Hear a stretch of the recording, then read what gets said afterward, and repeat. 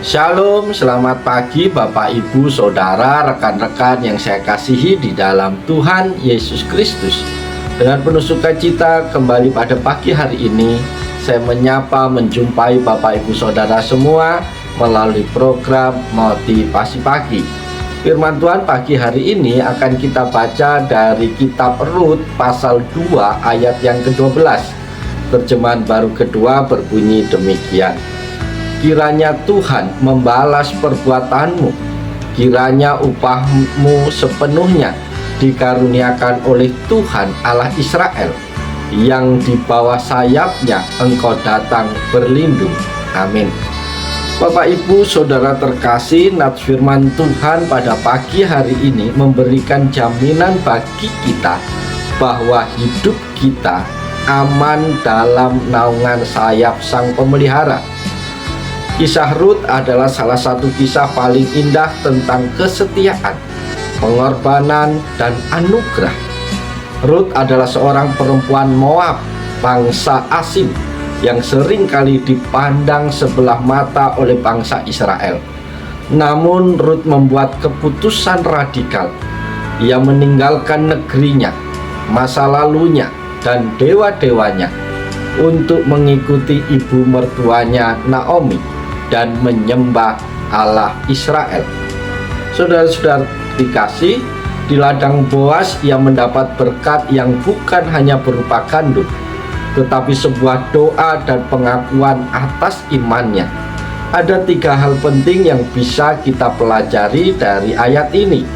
Pelajaran pertama, Tuhan melihat pengorbanan yang tak terlihat. Saudara-saudara terkasih, Boas mendengar tentang segala sesuatu yang Rut lakukan bagi Naomi. Bagaimana Rut meninggalkan kenyamanan demi kasih dan kesetiaan.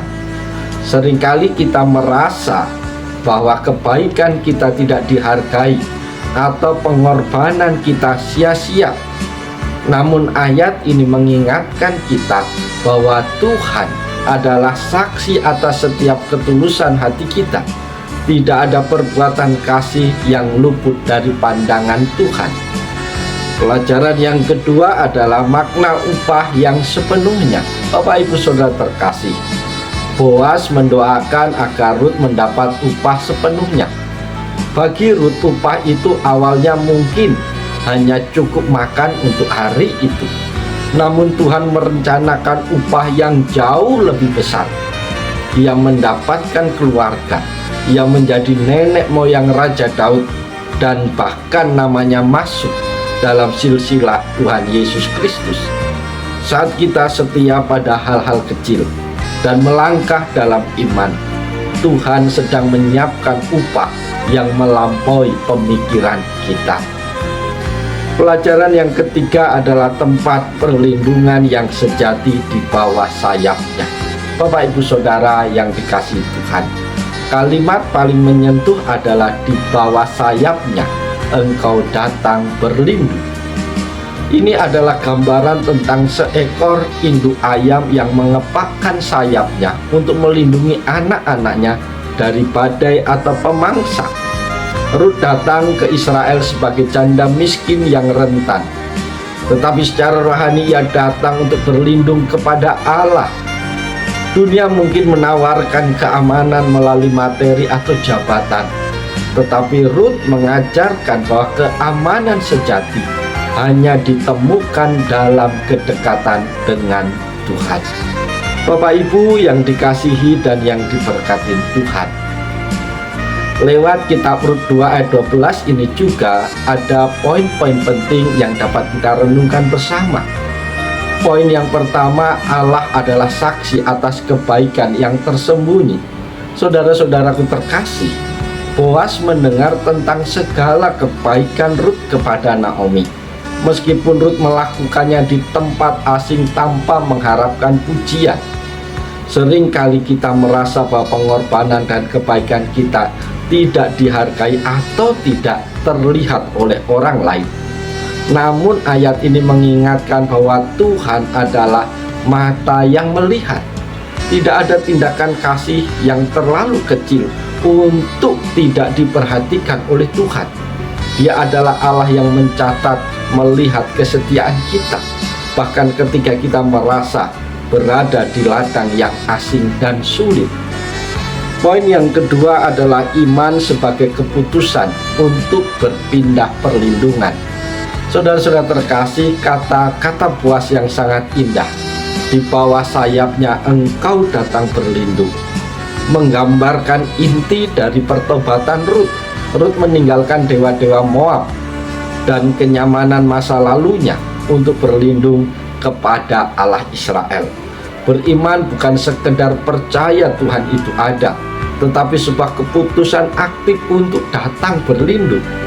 Rut melepaskan perlindungan manusianya, yaitu negeri asal, keluarga besar, dan lain sebagainya, demi untuk perlindungan ilahi. Bapak Ibu, apakah kita masih mencari perlindungan pada Moab-Moab kita, yaitu kekayaan, koneksi, orang-orang yang kita andalkan, kekuatan kita, harta kita? Ataukah kita sudah benar-benar berpindah ke bawah naungan sayap Tuhan? Poin yang ketiga, kelembutan perlindungan Tuhan di bawah sayapnya. Para sahabat yang diberkati oleh Tuhan, metafora sayap seringkali digunakan dalam Alkitab untuk menggambarkan seekor induk burung yang melindungi anaknya dari badai dan pemangsa lainnya. Tuhan tidak hanya melindungi kita dengan perisai yang keras, tetapi dengan sayap yang memberikan kehangatan dan kedekatan. Ini berbicara tentang relasi yang intim. Tuhan ingin kita merasa aman sekaligus dicintai. Di tengah badai kehidupan yang menghantam, perlindungan terbaik bukanlah jauh dari masalah, tetapi dekat dengan hati Tuhan. Poin yang keempat, menjadi saluran jawaban doa. Kekasih-kekasih Tuhan, dalam ayat ini Boas mendoakan Rut agar Tuhan memberkatinya. Namun jika kita membaca terus, Boas sendirilah yang nantinya menjadi saluran Tuhan untuk memberkati Rut, yaitu dengan menjadi penebusnya. Kita seringkali mendoakan orang lain agar Tuhan menolong mereka. Namun apakah kita bersedia jika kita ingin dipakai oleh Tuhan untuk menjadi jawaban doa bagi orang lain tersebut? Boas tidak hanya berbicara, ia membuka ladangnya, ia memberikan perlindungan, dan akhirnya ia memberikan hidupnya. Perenungannya bagi kita pagi hari ini, sudahkah Bapak Ibu dan saya menjadi sayap Tuhan yang nyata bagi orang-orang yang lemah di sekitar kehidupan kita? Keputusan Rut untuk berlindung di bawah sayap Tuhan membawa perubahan total dalam hidupnya. Hari ini mari kita periksa di mana kita mencari perlindungan saat badai hidup itu datang. Iman Rut bukan sekedar kata-kata, tetapi langkah kaki menuju kepada Allah Israel. Ketika kita berani meninggalkan zona nyaman kita yang salah demi ketaatan kepada Tuhan, kita akan menemukan bahwa sayap Allah jauh lebih luas dan lebih aman daripada perlindungan apapun yang dunia ini tawarkan. Karena itu Tuhan tidak hanya meluputkan kita, Dia akan memberkati kita sepenuhnya. Biarlah firman Tuhan pagi hari ini menolong, memberkati, memotivasi kita untuk berpindah dari perlindungan duniawi menjadi perlindungan surgawi. Oleh sebab itu, mari kita jalani hari dengan sukacita, dengan semangat, yakin dan percaya Tuhan sanggup menolong, Tuhan sanggup memberkati hidup kita. Oleh sebab itu, selamat pagi, selamat berkarya. Tuhan Yesus luar biasa, siap memberkati Bapak Ibu sepanjang hari ini. Haleluya, amin.